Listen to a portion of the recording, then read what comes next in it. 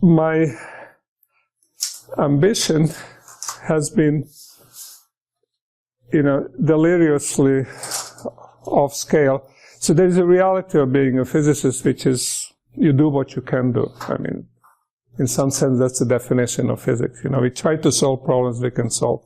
There are obviously infinitely many interesting problems which we cannot solve as yet, and we do not attempt, but every so often something happens. Usually instrumentation comes along. Something happens that makes it possible to solve hard problems that we couldn't solve for a very long time.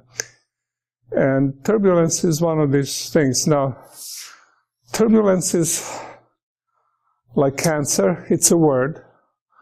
It comes from French tourbillon, so meaning vortex. So, anything that has vortices in it and they looks messy and irregular is in the vulgar speak called turbulence. But if you actually work on it, then anytime you solve some problem, that's not turbulence anymore. So at some point, my colleagues and partially myself, we solved a problem of onset of turbulence.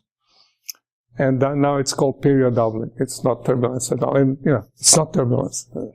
And so it's a moving target. It's like, pancreatic cancer versus the brain cancer. You might solve pancreatic, but the brain cancer will kill you.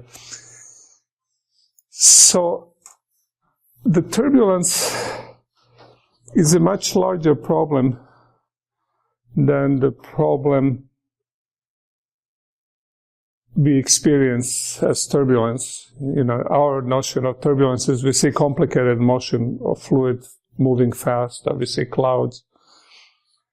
But it's a property, as far as I can tell, of almost any nonlinear equation.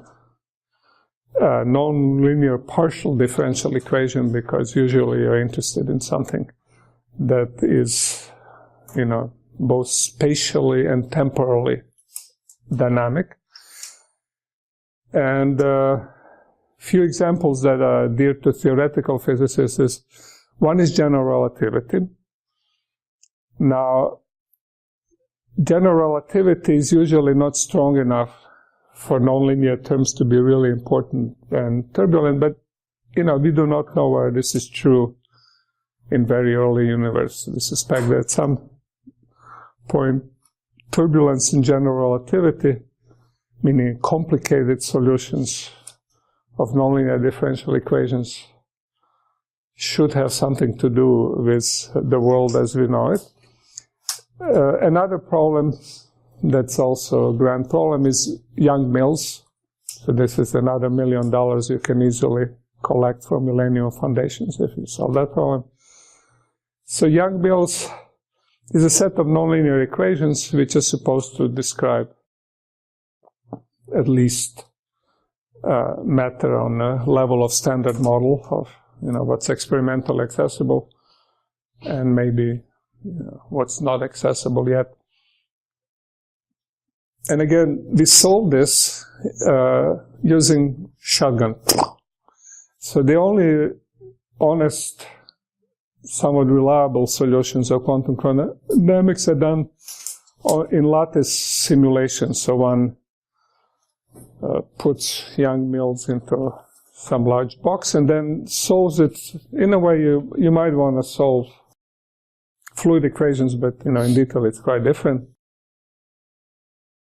And one gets credible spectrum of mesons and hadrons. It's something. But it's extremely hard to do, and you have a feeling that much of the calculation that goes into it's stupid, and much of it just has to do with kind of statistical noise, and the stuff you're trying to get out is a small portion of the calculation. Most of the calculation is probably not very smart. At least some of my colleagues think so.